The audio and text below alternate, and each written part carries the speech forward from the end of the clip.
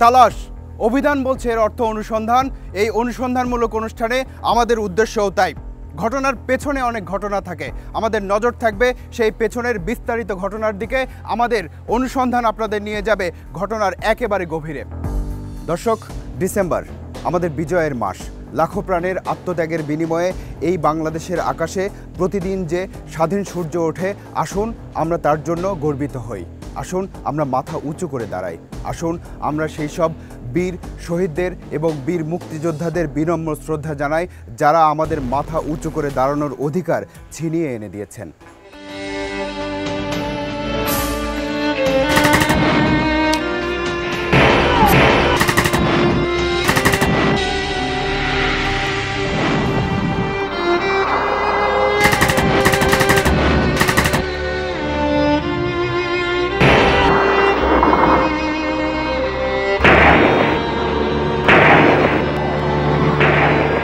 চার দশক হয়ে গেল স্বাধীনতার। সঠিক ইতিহাস, স্বাধীনতার বিকৃত ইতিহাস, এসব নিয়ে কথা হয়েছে অনেক, বলতে গেলে গত 4 দশক ধরেই। কিন্তু এখনও কি কেউ সঠিকভাবে বলতে পারবে এদেশে মুক্তিযোদ্ধার সঠিক সংখ্যা কত? বিভিন্ন সময় বিভিন্ন রকম সংখ্যা কেবল গোলক ধাঁধায় বাড়িয়েছে। মুক্তিযোদ্ধা সংসদের কেন্দ্রীয় কমান্ড কাউন্সিল প্রকাশিত মুক্তিবার্তা নামের লাল রঙের এই বইটিতেও বিভিন্ন সময়ে প্রকাশিত হয়েছে অনেক মুক্তিযোদ্ধার নাম, কিন্তু কাজের কাজ কতটুকু হয়েছে সে প্রশ্নের উত্তর হয়তো এখনো ধাঁধায় রয়ে গেল। স্বাধীনতার পর থেকে এ পর্যন্ত মুক্তিযোদ্ধাদের 5টি তালিকা করা হয়েছে।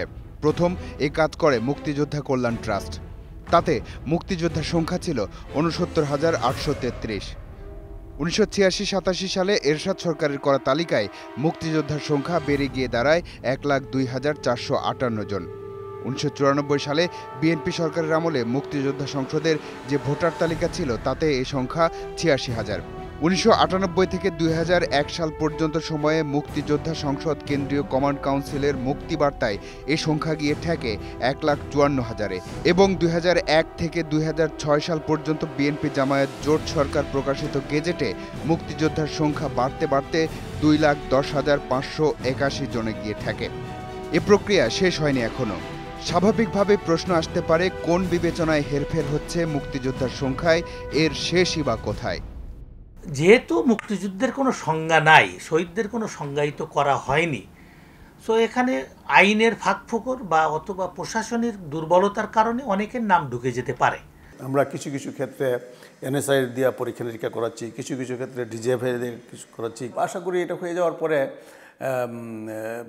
অনেক অটোমেটিক অনেক ঝরে পড়বে। এই মুক্তিযোদ্ধাদেরকে নিয়ে আর মনে হয় এই তামাশা না হলে ভালো।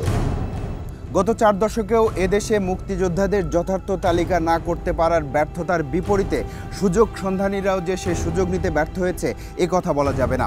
আর এসবের কোপ পড়েছে ইতিহাসের উপর। স্থানীয় পর্যায় থেকে শুরু করে জাতীয় পর্যায় পর্যন্ত যেসব বিকৃতি ঘটেছে সেসব ঘটনা জানলে আপনি লজ্জিত হবেন। আপনি লজ্জিত হবেন কারণ স্বাধীনতার জন্য আত্মদানের ইতিহাসটা আপনি জানেন। আমাদের তালাশ টিমের গন্তব্য সাতক্ষীরা।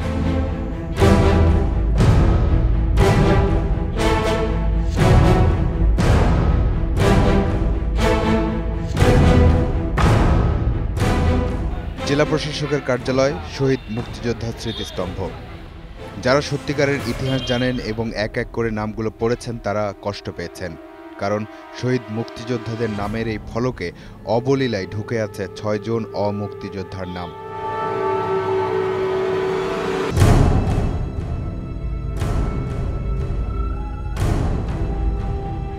এখানেই শেষ নয়, শহীদদের এ তালিকায় আছে এলাকায় রাজাকার হিসেবে পরিচিত একজনের নামও।